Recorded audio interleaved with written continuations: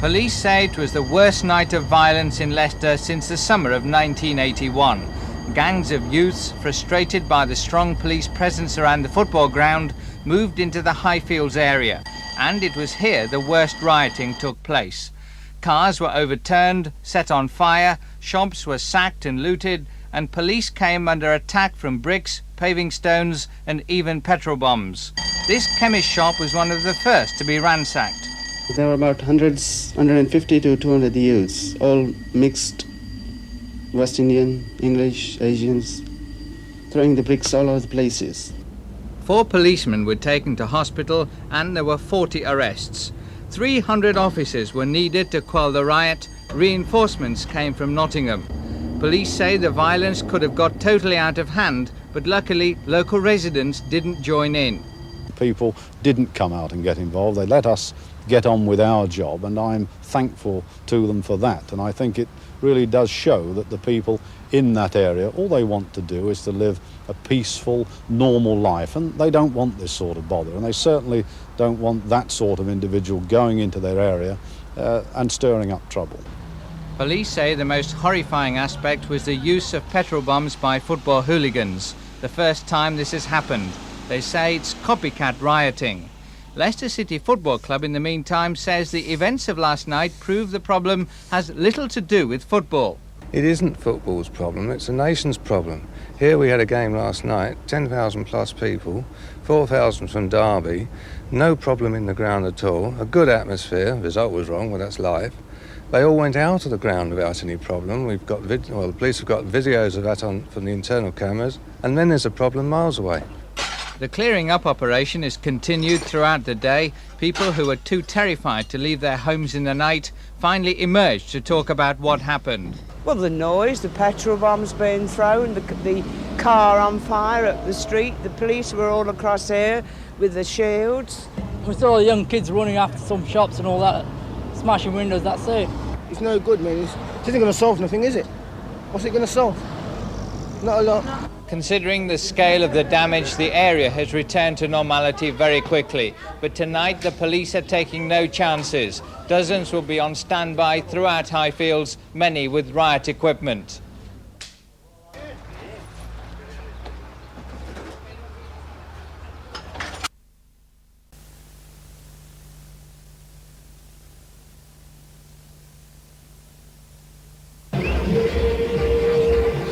For Leicester's Caribbean Carnival, the organisers couldn't have wished for more Caribbean weather. The procession through the streets is just one of the highlights of a giant party which officially lasts 8 hours. In fact, it usually goes on well into the night. Anyone could join in, but for the top jobs, you need qualifications. I've just graduated with my Bachelor of Science degree in Psychology. What does your psychology degree tell you about dressing up like this? That I'm crazy. How did you come to be Carnival Queen? Well, last Saturday the competition was held in Leicester. I planned my costume a year ago and I just danced crazily and I was interviewed and I paraded in my evening wear and I won. The party is meant to be fun, but it has a serious side too. It commemorates the abolition of slavery. We don't want them to think about it in a very low tone. We want them to think about it in a way that we can share our culture. You know, we want to share what we've got. It's not much, but whatever little we've got, we'll share. The procession wound its way through the city centre at a snail's pace. With 120 police officers and traffic wardens to keep things moving, it still took 3 hours. But despite the sweltering heat, no one was complaining. Brilliant! Excellent! Well, it's kept up for us. You've been walking for miles, aren't you shattered yet? My legs are aching, but I keep going still.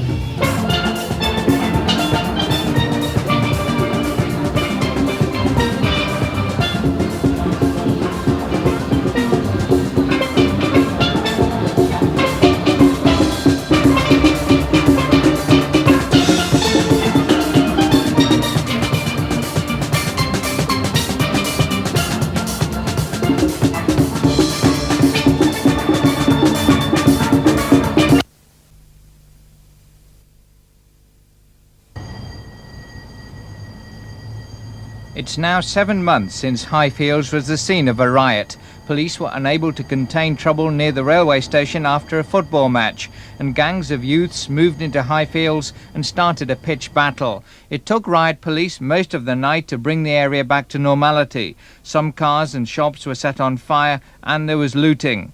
Local people called for action, and now they've got it. In the past, Leicester City Council and the government has poured millions of pounds into Highfields. This extra million is aimed at long-term measures such as helping to set up small businesses and retrain young people for jobs. Highfields has an unemployment rate of 1 in 4. Leicester City Council has already dismissed the task force as a publicity gimmick. Council leader Peter Soulsby says he welcomes any cash aid, but he criticised the government for waiting until there was a riot before acting. The task force leader says this isn't fair comment. I wouldn't call it fair comments. I don't think disturbances have occurred in all the areas that have been chosen, and there's no one reason why these 8 target areas were chosen for this particular initiative. Nevertheless, why pick on Highfields when an area like Braunstone in Leicester has a higher unemployment rate? Certainly Braunstone and 1 or 2 other areas have a higher unemployment rate than Highfields, but I think you have to look at the overall situation. Highfields has 25,000 population. It has particularly high youth unemployment, so the problem does affect a far greater number of people.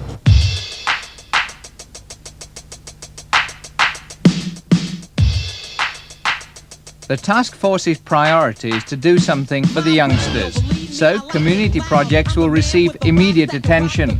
Most local people, however, are sceptical about the cash. They feel it's simply not enough.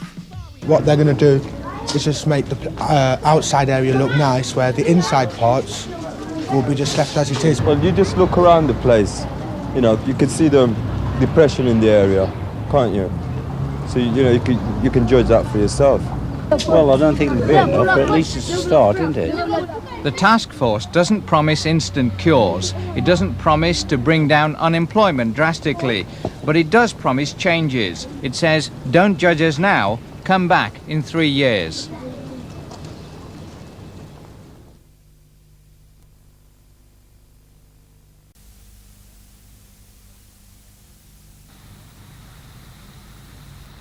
The Highfields area of Leicester has long been a haunt for hookers and their clients.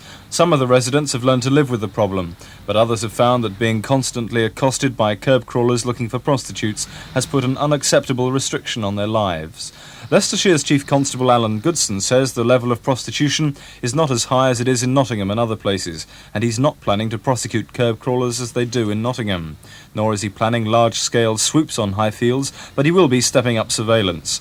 As far as some of the women in the area are concerned, this just isn't enough. Makes me very angry. It also makes me angry that I read an article in the paper last night in the Leicester Mercury about a police inspector said it's not very bad round this area. Well, he wants to come and sit in our house and he'll see how bad it is. Well, for a start, I will speak for all the women in the Highfields area. Well, after dark, we can't go out after dark because of the harassment we get from curb crawlers. In fact, we are mentally raped and we are imprisoned in our own homes. And another thing that I would like to say is that there is a proposed legislation to make curb crawling an offence. And I just hope that the government and the Prime Minister, as a woman, should make it her duty to put this legislation through. But the South Highfields Residents Association is waiting to see just how effective the police campaign is before passing judgment. Basically, we want to see the freedom for women to stand at their front gate, to stand at the front door without being accosted. But do you think you're ever going to drive away the curb crawlers because prostitution has been going on for such a long time? Yeah. We're not seeking to make any moral judgments on the issue, and we recognise that it is a really long-term problem, and especially in a situation where you've got very high unemployment. It's inevitable that people get pulled into prostitution.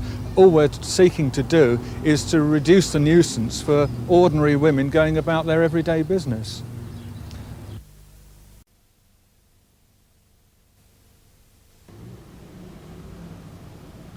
The police say the use of knives has reached epidemic proportions, and they want to return to the days when they could stop and search people without giving a reason. At the moment, they need factual evidence of a possible offence before stopping someone.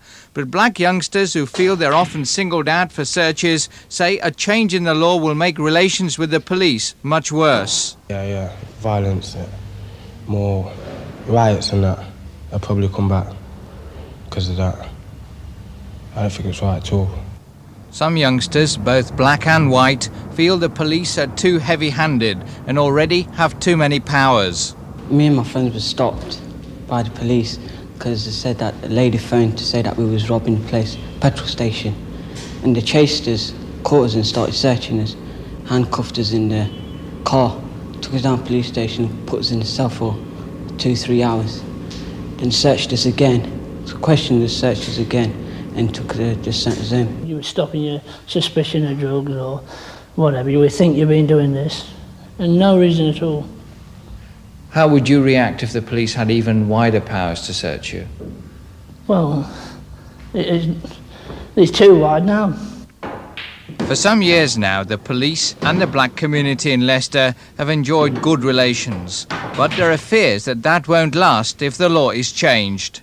As a human being, I would well imagine that, of course, you could get sporadic outbursts of tensions simply because of how they're being treated, and not necessarily because of the inherent wrong in the piece of legislation itself. It has to do with how the power is used.